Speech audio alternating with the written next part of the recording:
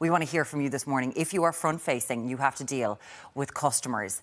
Has it gotten worse for you? What are the things that have happened? 0896 111 111. And with security staff at Dublin Airport speaking about the aggression they've faced in recent days, including being spat at. Counselling psychologist and behaviour expert Leslie Shoemaker is here to discuss. Leslie, thank you so much for joining us. Thanks for we were having me. talking last week just about the anger people are facing, about people inside in clothes shops throwing clothes across the place, like not putting them back down, feeling that, you know, I'm paying your wages, so, you know, you'll pick up after me. Children there was lots, defecating, like, people in changing pooing in rooms. dressing rooms. Like, I know you look a bit shocked about some of this, but do you think things have changed? We're looking at studies that things have changed since the pandemic. Yes, unfortunately they have. All the indicators are going that way. So the reality is 2 years of being locked up, 2 years of having very little control over our lives. I think we've forgotten how to treat others. I think people, you know, you're locked up with your family or perhaps you're in shared accommodation. Everybody got so used to each other, all the social etiquette went out the window. And I think we need to sit down and remind ourselves of how to behave. But just because we've been locked up for 2 years doesn't mean you can be rude now to everybody. Absolutely, I completely agree. But I'm thinking about the airport situation, for example, having been through it myself back in Easter. And, you know, people are going into a situation, and at this point, when I did it at Easter, it really wasn't, it was hectic, it was busy. It took me 4 hours to get from point A to point B.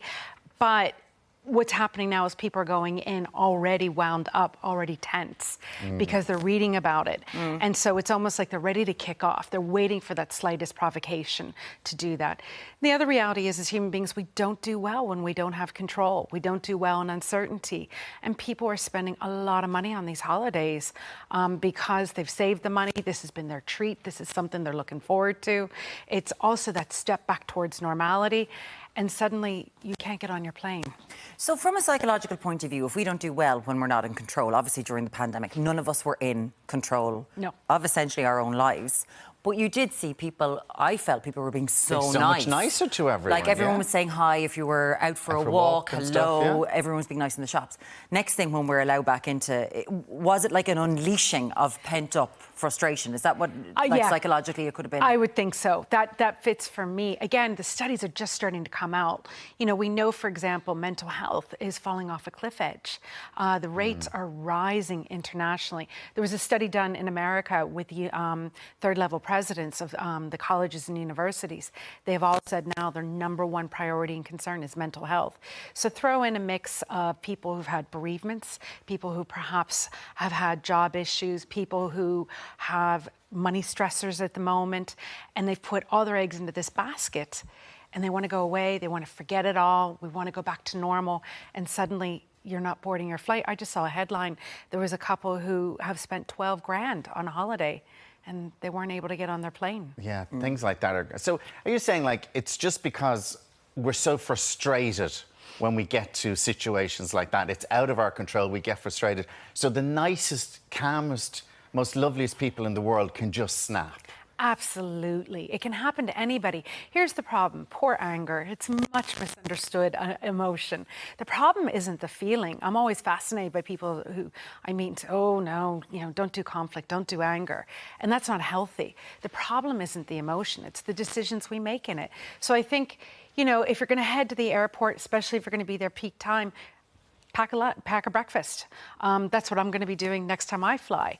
I got caught, and it's crazy to think that you should be thinking about these things, though. But we have things in our control. There are things that we can do to make this experience a little bit easier on us and on the others that were around, and also the staff.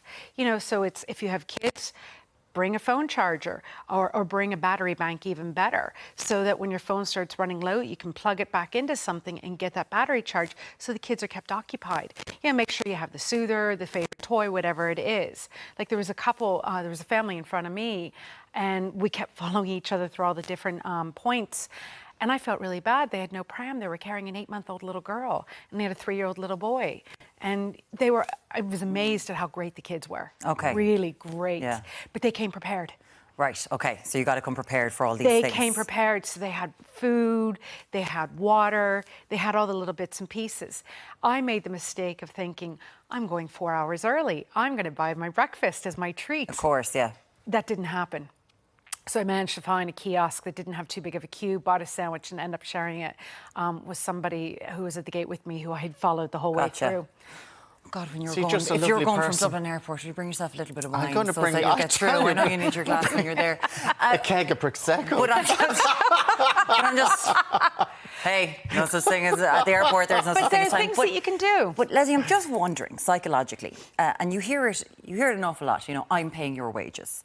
The idea of why people who are customer facing, that people feel they can treat them in such a derogatory way. Is it that I am paying your wage? That sort of idea. I think that there's a detachment there. You know, they're forgetting this is another human being. That's just a defense mechanism. That's just to justify their behavior. Okay. You know, when we were in school, we were in primary school, same thing in America. We're all taught you don't kick, you don't spit, you don't punch, and you treat people nicely. And literally, we need to go back to those basics. I'm laughing. When I finished second level, the #1 book was on the market was a little book, and I still have it. Everything I needed to know I learned in kindergarten. Top seller. And those were the etiquette, you know, that's what it was reminding of us. What you were being taught then. Yeah. Can we just go back then to the people who are getting this abuse? Is there any guidance to them, maybe how to cope with that if someone is being rude to you? Like, because I'm sure they, by the end of the day, if they're getting that all day, they're gone home and they're in an awful state. So is there any little ways that can help them cope with it better? Let's start with management. Management need to back their staff. And I think that that's, I'm seeing it in America where staff are just kind of going, oh, whatever, and just walking away. And I think that management need to ensure staff have appropriate time off, appropriate breaks, because they need that recharging. But also they need to back their staff when these things are happening. It's difficult, and that kind of conflict is difficult to manage at the best of times. For the staff, it's about supporting each other, make sure they're connecting with each other. But the other thing is trying not to get swept up in somebody else's emotion. Anger is a really energizing emotion. It's really physical, and it's so easy to get caught up in somebody else's anger. So it's, forgive me, it's about breathing deeply. Download an app. You know, there are lots of great mindfulness apps, whether you're the customer in the queue, something to help you work with when you're standing there getting very frustrated, or for people who are taking a break, just to unwind, just let it go. These are actually counselling psychologist Leslie Shoemaker. Thank you so much for joining us. We'd love to hear from you today. It's 0896 111 111 about your experiences if you're in a customer-facing job.